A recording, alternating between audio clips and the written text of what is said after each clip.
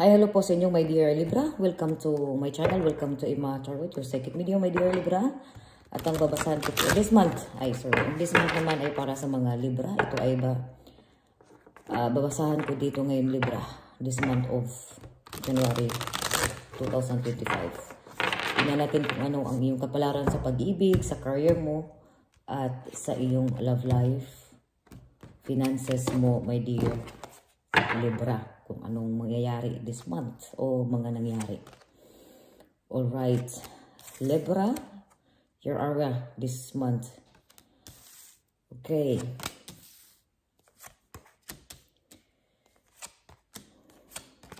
Three of Swords. Maglatag ako dito, Libra, 13 cards. So, pala lang po na maaaring iba sa inyo ay makaresonate, maaari din ang iba sa inyo ay hindi. So, ipit nyo na lang kung saan kayo mas nakaresonate, my dear. So, nalatag ko dito is 14 cards, my dear. Okay, 13 cards, my dear. Maglatag ko dito ng isa for extra. Alright, the Magician.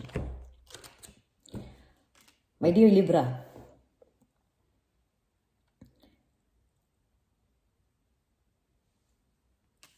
Alright, my dear. Something dito may mga maghiwalay. Broken-hearted, nasasaktan ka, pain. Something dito may sorrow. May happy, may masaya ka pero may lungkot. May nag-end na relation, may nag-end something dito na may natatapos. Kailangan mong i-let go, kailangan mong kalimutan, kailangan mong i-setting free. Is-set free. Mari itong sa sarili mo. Maaari din ito sa heart mo, sa relationship. Sa love life, kung maaari dito sa iyo, sa love life, naging iba sa inyo broken hearted, pero nagka-move on.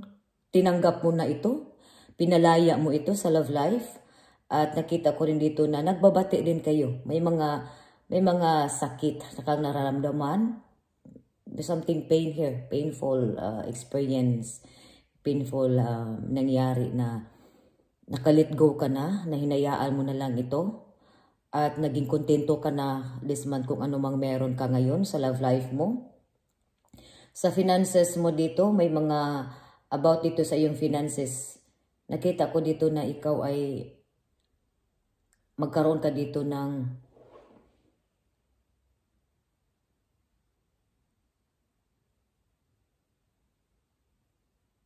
sa finances mo dito, magkaroon ka dito ng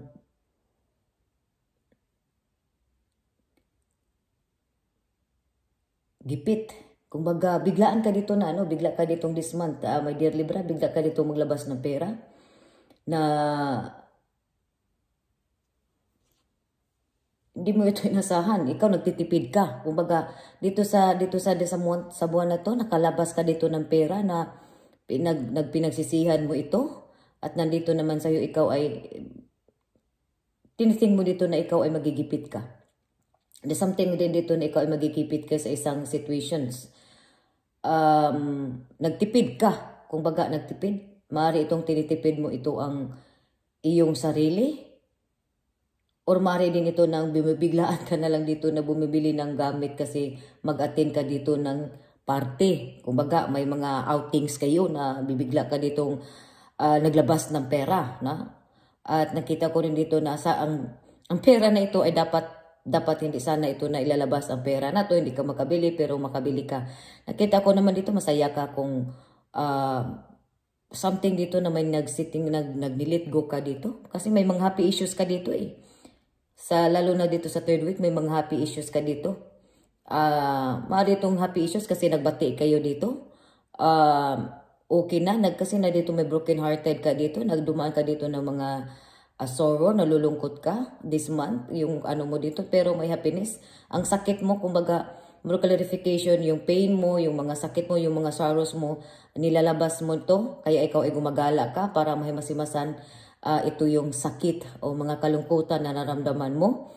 Kaya nandito rin sa'yo, at sa end of this month, maging masaya ka rin. Yun know, nakita ko rin dito na may mas malaki talagang ideas mo ngayon na lumalabas dito sa puso at sa isip mo ngayon, plano mo na ikaw ay lumalabas ka Paligayahin mo ito yung sarili mo para makalimutan itong mga sakit na naramdaman mo.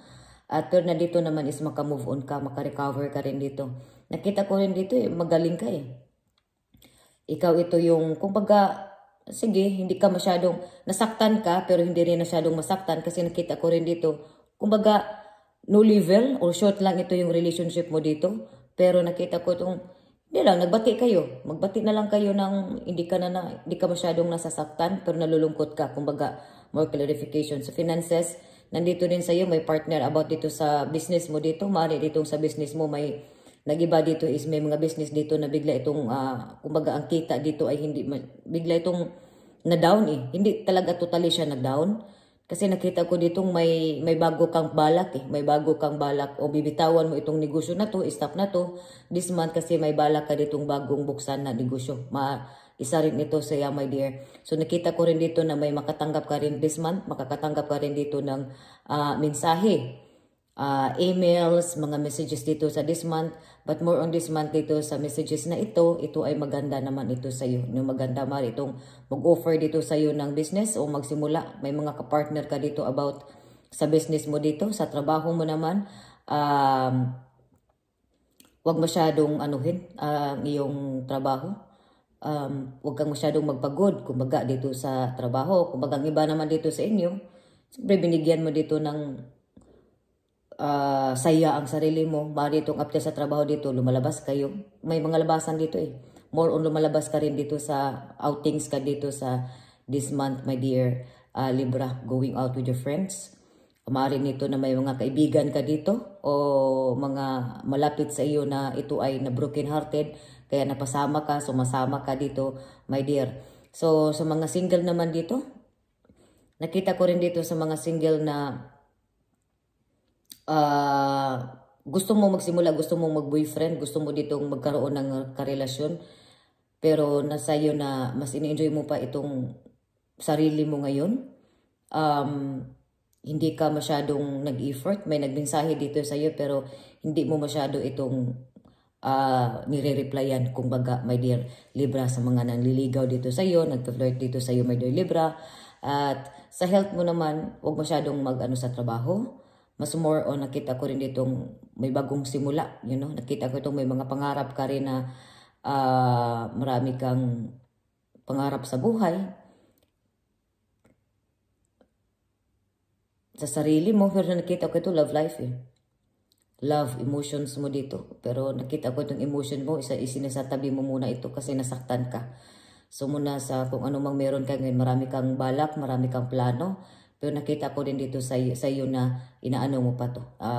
May mga reservation dito So nire-reserve mo pa ito. Naayusin. Nandito rin sa iyo sa iba dito sa inyo kung sa love life. Let go. Kung nasasaktan kayo. Kasi nakita ko dito maaari ito na disgrasya bless lang. Huwag kalimutan magdasal sa Panginoon. My dear Libra. Kung ano mang struggle na dinadanas mo ngayon. Sa love life mo, kung hindi mo na kaya, let go, let go. Masasaktan ka lang, my dear Libra. So this month, kung i-cut off mo muna yan, kung gusto niyang lumalabas, kung gusto niyang mag-setting free, or sa sarili mo, let yourself free, my dear. Bago sa mga bahay, ayusin niyo din ang bahay ninyo dito, my dear Libra. Advices dito sa iyo, or maaari din ito sa trabaho mo, na huwag masyadong mag-ano kasi baka may bala ka rin dito na mag-resign dito sa trabaho mo, my dear Libra. So maraming salamat sa inyong pagpanood, Libra. So bago po matapos ang video nito, huwag kalimutan na mag-subscribe ng aking channel, my dear Libra, sa mga hindi pa po nakapag-subscribe. At sa mga hindi naman Libra, maaaring itong abrahan na to ay para sa iyo, kaya dumaan ito sa iyo. So huwag kalimutan itong mag-like din sa video ko, share, and also may mga reasons kung bakit ang comments ay turn off ko, my dear. So maraming salamat, my dear Libra. Thank you so much.